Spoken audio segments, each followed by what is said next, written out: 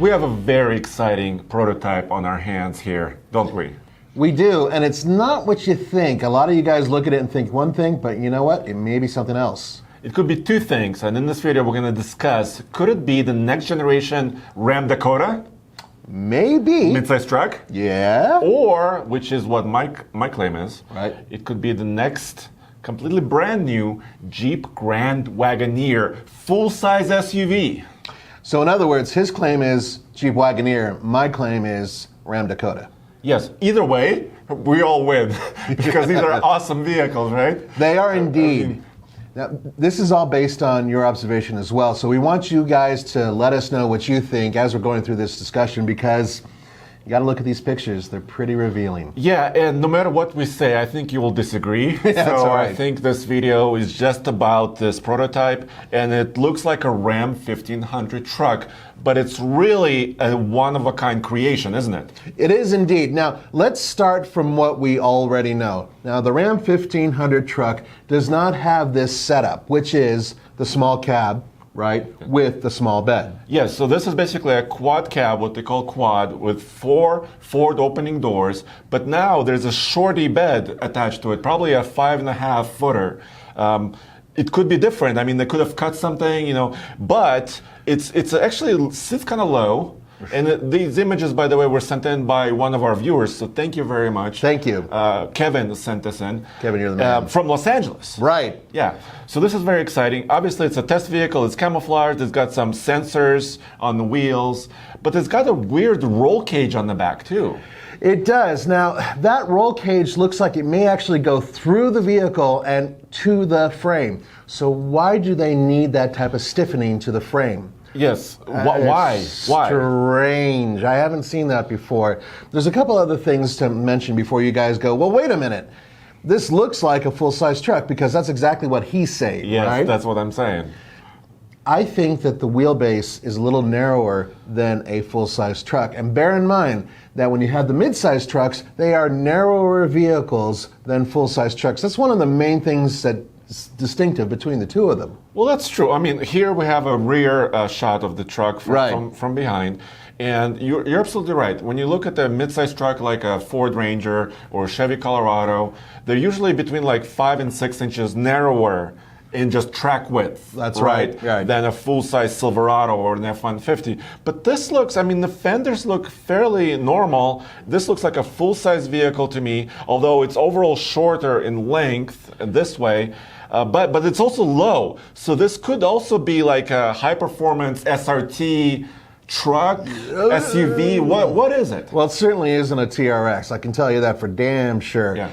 One of the things that really gets us going right now is the fact that the rear end is something that's kind of unique. Now, this is where my argument that it may be a Ram Dakota kind of falters a little bit, and his argument that it could be a Grand Wagoneer sort of builds up.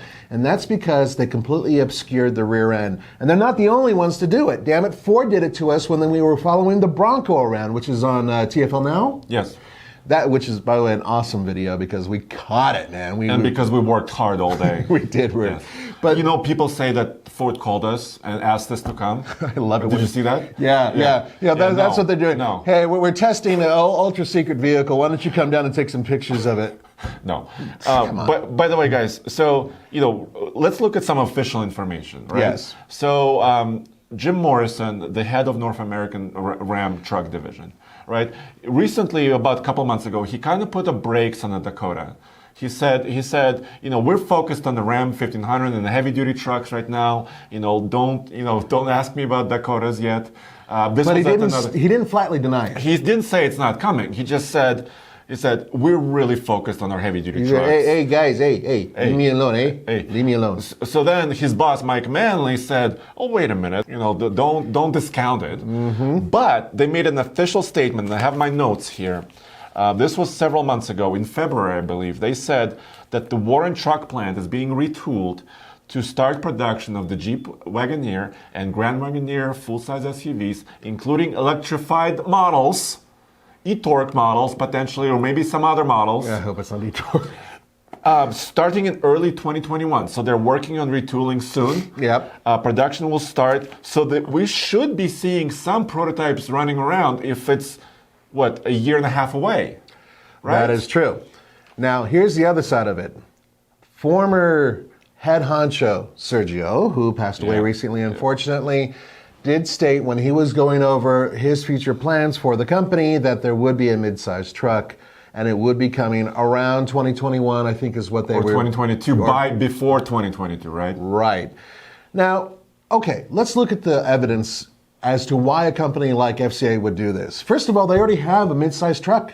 They do, because it's the Jeep Gladiator. Yeah. And it's selling quite well right now, and it's very popular, and there's a lot of people, I'm sure, who are going to want it. However, there's a problem with that truck. Yes, I think I know. Ba, ba, ba, ba. Yeah, and it's a very specialty truck. It's an off-road base, it's lifestyle vehicle, $63,000 for the most expensive one.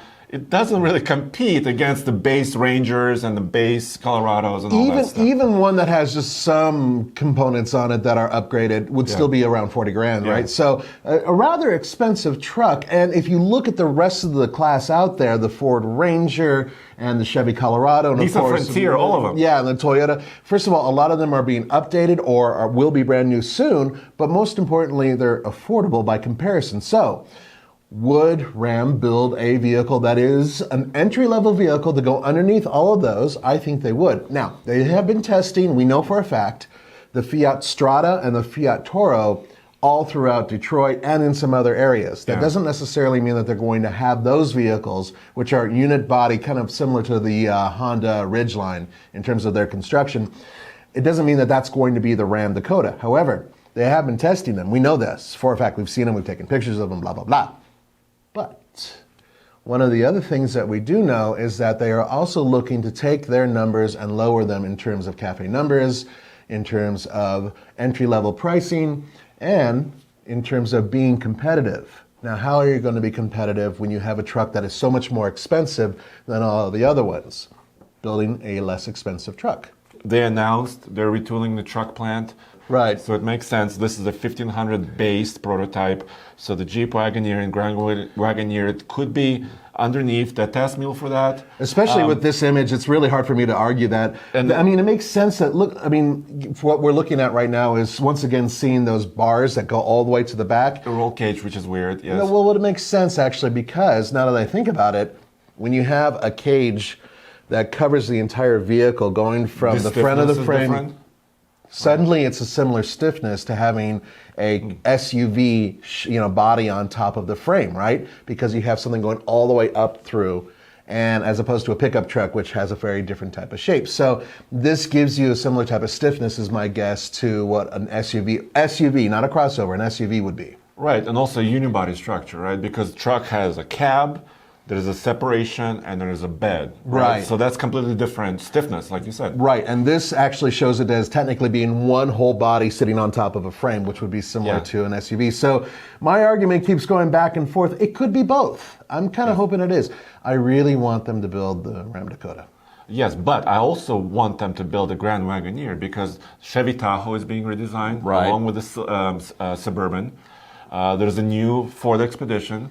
You have the Toyota Sequoia, you got the Nissan Armada, all of which have independent rear suspensions, by the way. Right. This suspension is obscured, so they might be hiding an independent rear.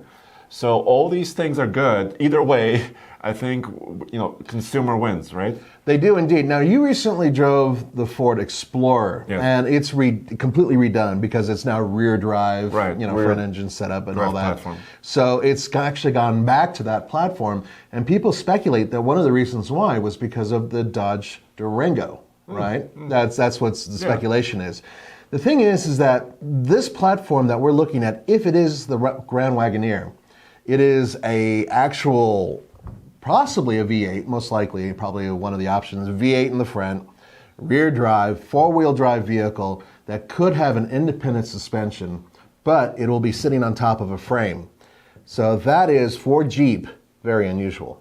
Yes, and also they could have an SRT model, they could have a Trail Hawk model for off-roading. Okay, so there's two sides of this coin as we're closing this out. You have the Ram Dakota, you have the Jeep Grand Wagoneer. And bear in mind, they're not just going to settle on having one platform do one thing.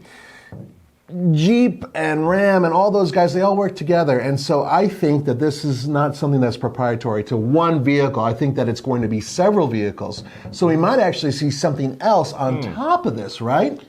Are you saying this could also be like a next Grand Cherokee? Why not? Or something else, shared platform? Why not? Think about it. I mean, yes, I know the Grand Cherokee currently is a unibody design, right? But if they find that this platform is efficient enough and light enough for their needs, they may actually go and shrink it down a little bit and make it a Grand Cherokee as well. It's very interesting. You just blew my mind. I blew your mind. What do you guys think? Yeah. Let us know below. Look, the argument isn't so much the fact of whether or not it's one thing or another. It's what could it be? Could we be wrong? Are we looking at the next Ram TRX? I sincerely doubt it. Street version TRX. Yeah, for the street. I doubt that. But you never know. So let us know what you guys think. Awesome. And go back to tfltruck.com for more news, views, and real-world truck reviews and also prototype hunting. That's right. Right? Sayonara.